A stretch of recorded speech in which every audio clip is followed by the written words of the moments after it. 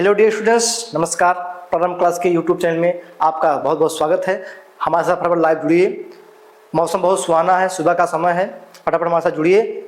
ये क्लास मुख्यतः कक्षा 10 के विद्यार्थियों के लिए है। जैसा कि हम दिखाई पड़ा आपको बोर्ड पे कि यूपी बोर्ड के 2026 के लिए ही या हाई स्कूल के लिए बहुत ही महत्वपूर्ण है, क्योंकि हमने पहले भी आपको बताया था कि हम प्रत्येक पार्ट को जब पूरा करेंगे उसका हम परीक्षा के पास नज़दीक जब आएगा तो हम उसका रिवीजन करेंगे। रिवीजन मतलब हम उसका अपने आप का आकलन करेंगे कितना हम सही कर पा रहे हैं। तो कल की क्लास में हमने देखा था कि हमने कोशिका के बारे में 20 क्वेश्चन का हमने प्रैक्टिस किया था। आज क्या है, पहला पार्ट के दर्पण है।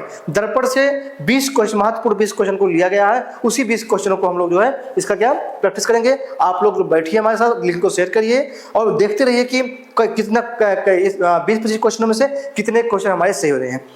सबसे अच्छी बात बच्चों कि ये जो टॉपिक हमने सिलेक्ट किया, केवल दर्पण, फिर प्रकाश, विद्युत धारा, फिर इस प्रकार से एक एक टॉपिक का महत्वपूर्ण बहुविकल्पीय प्रश्न को हम पहले करेंगे। बहुविकल्पीय प्रश्न को होने के बाद हम जो है क्या शुरू करेंगे, अतलघुत्तरीय प्रश्न शुरू करते हैं। तो शुरू करते हैं बच्चों, फटाफट हमारे साथ जुड़िए, लिंक को शेयर करिए और बच्चे जुड़ सके। ये हमारा प्रारंभ क्लास आपके साथ डेडिकेटेड है। जैसा कि पहले हमने बताया था कि ये क्लास लगातार आपको अच्छी क्वालिटीदार क्लासें उपलब्ध कराएगा। तो फटाफट हम अपना रिविजन शुरू करते हैं। पहला क्या है, देखिए क्या पहला कि अवतल दर्पण का फोकस होता है। तो आप जानते हैं अवतल दर्पण का फोकस क्या होता है, ऋणात्मक होता है। वहीं जो है उत्तल दर्पण का फोकस क्या होता है, धनात्मक होता है। ये इसको समझने के लिए हमने दर्पण की परिपाटी पढ़ा था। आप इस क्लास का लिंक इस वीडियो के डिस्क्रिप्शन में दिया गया, उसको देखिएगा कि क्लास में हमने आपको चिन्हों की परिपाटी बताया था कि किसी चिन्ह की परिपाटी क्या होती है, कब वो धनात्मक होता है, कब वो ऋणात्मक होता है। इसको हम समझे थे। तो क्या हुआ बच्चों, पहले कि अवतल दर्पण हमने बताया था कि अवतल दर्पण ऐसा दर्पण होता है जिसके बाहरी भाग पर या उसके उभरे हुए पृष्ठ पर क्या होता है, तले होता है, और प्रकाश का परावर्तन उसके क्या होता है, धसे हुए तल पे होता है। वही हमने आपको बताया था कि जो उत्तल दर्पण होता है उसके धसे हुए तल पे कलाई होती है और प्रकाश का परावर्तन उसके क्या होता है, उभरे हुए तल पे होता है। ये दो दर्पण होते हैं, अवतल दर्पण, उत्तल दर्पण होता है। ठीक है, नेक्स्ट क्वेश्चन शुरू करते हैं। नेक्स्ट क्वेश्चन हमारा क्या है, क्या हमारा क्वेश्चन है नेक्स्ट है समतल दर्पण। क्या है कि समतल दर्पण में बना प्रतिबिंब होता है। दर्पण जिसमें हम अपना चेहरा देखते हैं, उसकी बात कर रहा है कि समतल दर्पण में बना प्रतिबिंब होता है। क्या होता है बच्चों, तो जान लीजिए क्या होता है, आभासी होता है एवं सीधा होता है। क्या होता है, आभासी होता है एवं क्या होता है, सीधा होता है। ठीक है, नेक्स्ट क्या है, अगला हमारा है अवतल दर्पण का उपयोग किया जाता है। अवतल दर्पण का उपयोग कहाँ किया जाता है, तीसरा है अवतल दर्पण का उपयोग किया जाता है, कहाँ किया जाता है, उपयोग हो जाता है, बहुत ज्यादा उपयोग हो जाता है। तो अवतल दर्पण का उपयोग होता है बच्चों होता है ये सेविंग मिरर के रूप में किया जाता है। इसके साथ साथ इसमें नहीं, यहाँ वाहनों में क्या था, वाहनों के हेडलाइट में इसका उपयोग किया जाता है। ये हो गया हमारा क्वेश्चन नंबर। अगला क्वेश्चन हमारा है, नेक्स्ट क्वेश्चन है, एक मिनट से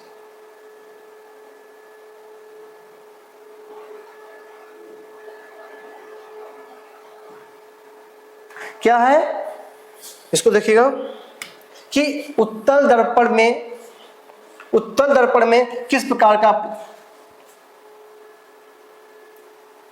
उत्तल दर्पण में एक सेकंड तो क्वेश्चन भाग गया। उत्तल दर्पण में बना प्रतिबिंब होता है। तो उत्तल दर्पण में जो प्रतिबिंब बनता है आभासी और क्या बनता है, छोटा बनता है। क्वेश्चन नंबर 5 क्या है बच्चों, उत्तल दर्पण किस प्रकार का प्रतिबिंब बनाता है।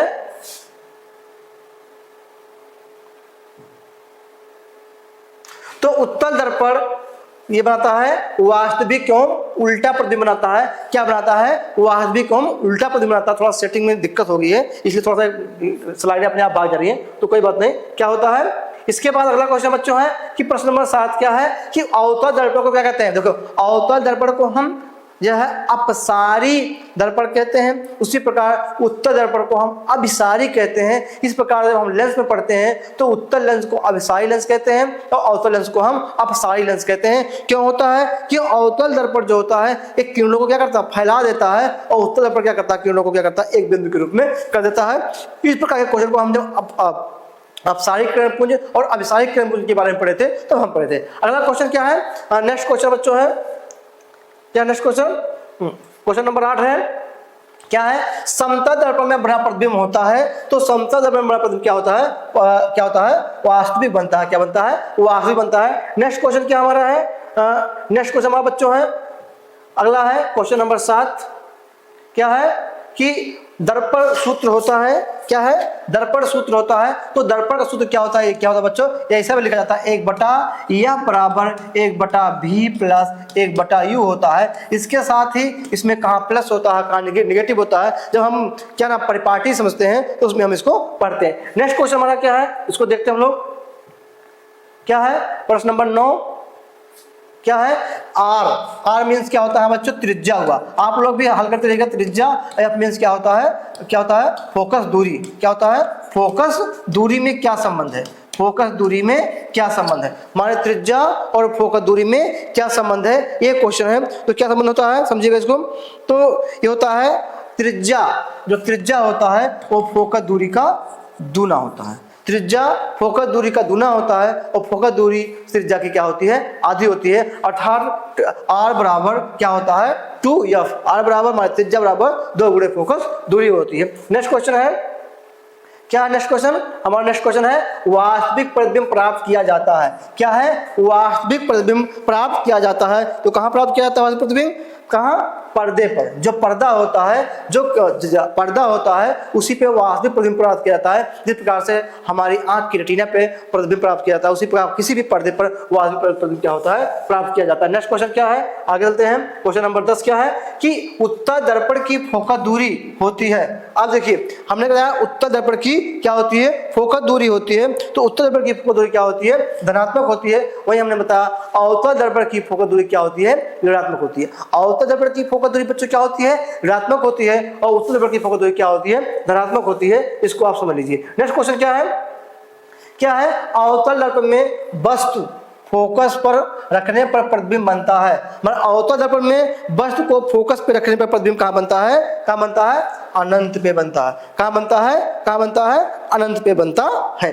नेक्स्ट क्वेश्चन क्या हमारा है, अगला क्वेश्चन देखिए, अनंत क्या होता है। ये इस प्रकार क्वेश्चन आपको परीक्षाओं में काफी मिलते हैं। तरह है दर्पण की क्षमता, कि किसी दर्पण की क्षमता का सूत्र क्या होता है, किसमें नापते हैं, मीटर में नहीं नापते हैं, जूल में नहीं नापते हैं, सेकंड में नहीं नापते हैं, ये सब किसमें नापते हैं, डायोप्टर में नापते हैं। अवतल दर्पण या दर्पण की क्षमता या लेंस की क्षमता का मात्रक होता है, या क्या कहते हैं, या इकाई होता है, जिसको हम क्या कहते हैं, डायोप्टर कहते हैं। इसे कैपिटल डी से क्या, स्मॉल डी से क्या करते हैं, डिनोट करते हैं। समझ गया, क्षमता का मात्रक क्या होता है, डायोप्टर होता है। अगला है नेक्स्ट क्वेश्चन है, नेक्स्ट क्वेश्चन पे हम लोग देखते हैं। क्या है क्वेश्चन है बच्चों कि उत्तल दर्पण को क्या कहते हैं। इस प्रकार से अवतल दर्पण को हमने बताया कि अवतल दर्पण को हम क्या कहते हैं, हम अवतल दर्पण को अपसारी दर्पण भी कहते हैं। उसी प्रकार उत्तल दर्पण को जो है हम अभिसारी कहते हैं। क्या कहते हैं, अभिसारी कहते हैं। आपको लग रहा होगा कि क्वेश्चन तो हम बहुत सरल है, लेकिन बच्चों इतना क्वेश्चन है, इस एक क्वेश्चन में से आपको परीक्षाओं में दर्पण से क्वेश्चन पूछा जाएगा,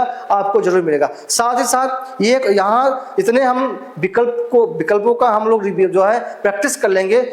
बड़ी परीक्षाओं में, कॉम्पिटिटिव परीक्षाओं में भी यहाँ से क्वेश्चन जरूर आएगा। तो खासकर ये क्लास है जो ऑब्जेक्टिव क्लासेस चल रही हैं, बहुविकल्पीय क्लासेस चल रही हैं, ये यूपी बोर्ड के बच्चों के साथ साथ कॉम्पिटिटिव परीक्षाएं जो लगी हैं, सीटेट, यूपी टेट, इसके साथ साथ अभी देखिए होमगार्ड की परीक्षा है, यूपी पुलिस की परीक्षा, सबके लिए यही से क्वेश्चन आता है, क्योंकि ये आधार है। ये किसी की भी परीक्षा का क्या होता है, बेस होता है। अगर हमारा बेस तैयार कर लेंगे तो कोई भी परीक्षा हमें क्रैक करना होगा, हमें बहुत आसानी होगी। तो नेक्स्ट क्वेश्चन क्या हमारा है, नेक्स्ट क्वेश्चन अगर चलते हैं हम लोग, क्या बच्चों कि समतल दर्पण में प्रतिबिंब का आकार होता है। तो समतल दर्पण में प्रतिबिंब का आकार देखिए, पहला क्या बड़ा, दूसरा क्या छोटा, वस्तु के बराबर क्या होता है, इसके बाद क्या होता है, बदलता रहता है। अब आप लोग जब किसी दर्पण में अपने चेहरे को देखते हैं, अनुमान लगाइए आपका प्रतिबिंब जब हम देखते हैं तो हमारा प्रतिबिंब क्या छोटा होता, क्या बड़ा होता, कि क्या होता है बच्चों, ना छोटा होता ना बड़ा होता, क्या होता है, वस्तु क्या होता है, बराबर होता है। क्या होता है, वस्तु के बराबर होता है। नेक्स्ट क्वेश्चन क्या है, नेक्स्ट क्वेश्चन आपका बच्चों है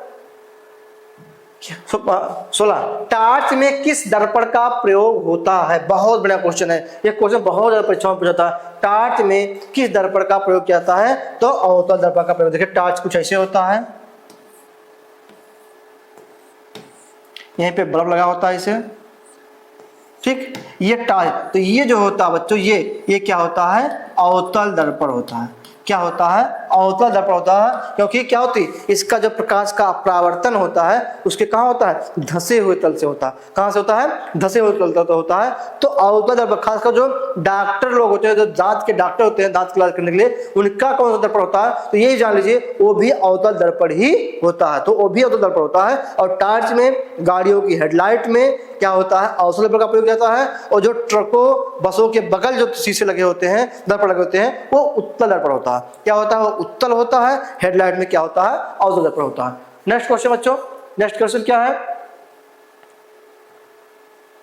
क्या परावर्तन के कितने नियम होते हैं, आप थोड़ा समझ लेते हैं। परावर्तन के 2 नियम होते हैं। प्रकाश का परावर्तन क्या है, हमने बहुत पढ़ाया है कि जब प्रकाश की किरण किसी चिकनी या खुली सतह पे क्या होती है, पड़ती है, तो पड़ने के बाद क्या होती है, पुनः उस दिशा में वापस हो जाती है। इसी को प्रकाश का परावर्तन कहते हैं। यदि आती हुई किरण को हम क्या कहते हैं, आपतन किरण, आपतन किरण, इसको क्या कहते हैं, परावर्तन किरण कहते हैं इसको।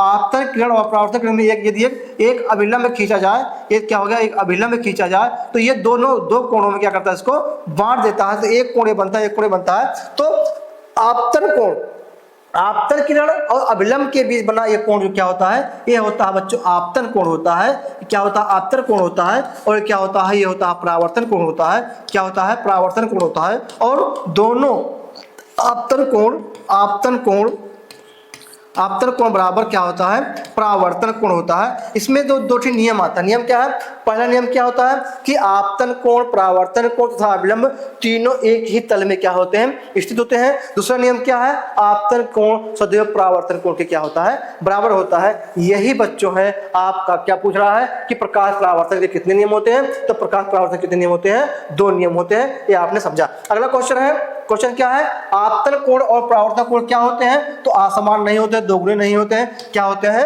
अभी हमने बताया कि आपतन कोण और परावर्तन कोण क्या होता है, सदैव क्या होते हैं बच्चों, बराबर होते हैं। नेक्स्ट क्वेश्चन क्या है, नेक्स्ट क्वेश्चन देखते हैं हम लोग।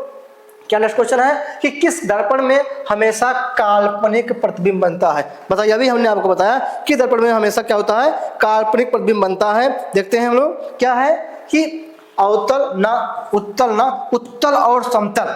अगर यहाँ समतल ना दिया होता तो इस पर चिन्ह लगा देते। तो उत्तल दर्पण और समतल दर्पण दोनों में हमेशा काल्पनिक प्रतिबिंब बनता है। वहीं अवतल दर्पण में क्या होता है बच्चों, अवतल दर्पण में वास्तविक प्रतिबिंब बनता है। नेक्स्ट क्वेश्चन है, क्वेश्चन नंबर 19 हमारा है, अवतल दर्पण में वस्तु और फोकस दूरी के बीच में, अवतल दर्पण में वस्तु और फोकस दूरी के बीच रखने पर प्रतिबिंब कैसे बनता है, इसको देखिए।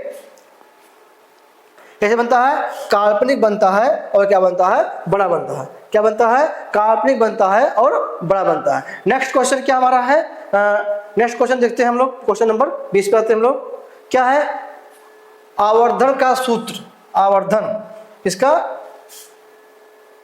आवर्धन का सूत्र क्या होता है, तो आवर्धन का सूत्र होता है ये, यम बराबर क्या हो गया, यम बराबर यू बटे क्या होता है, भी होता है। नेक्स्ट क्वेश्चन देखिए क्या होता है, 21 नंबर। क्या है, समतल दर्पण में बना प्रतिबिंब होता है, तो समतल दर्पण में बना प्रतिबिंब क्या होता है, उल्टा होता है। क्या होता है, उल्टा होता है। इस प्रकार से क्वेश्चन क्या हुआ, खत्म हुआ। तो आज क्लास में हमने केवल 21 क्वेश्चन का जो है रिवीजन किया। आई होप दैट आपको समझ में आ गया है। इस वीडियो को आप 1-2 बार और देखिएगा। ये केवल इसमें आपने जितने भी क्वेश्चन देखे बच्चों, सब दर्पण से के, ये सब क्वेश्चन किसके थे, दर्पण के क्वेश्चन थे। अगली क्लास में हम लेंस के क्वेश्चन लेके आएंगे। फिर हमारे जो निकट दृष्टि दो उसी को उसमें समाहित कर लेंगे। इसी प्रकार विद्युत धारा का, जो विज्ञान का क्वेश्चन, ऑब्जेक्टिव क्वेश्चन लेके आएंगे, ताकि आपका बच्चे 20 नंबर का जो ऑब्जेक्टिव क्वेश्चन आता है वो गलत ना हो। आज के लिए इतना ही। कल पुनः इसी समय 7 बजे सुबह फिर हमारे साथ मिलेगा और हम लोग पुनः लाइव क्लास में अपने आप को प्रैक्टिस करेंगे। आज के लिए इतना ही। बहुत बहुत धन्यवाद। आपका दिन शुभ हो।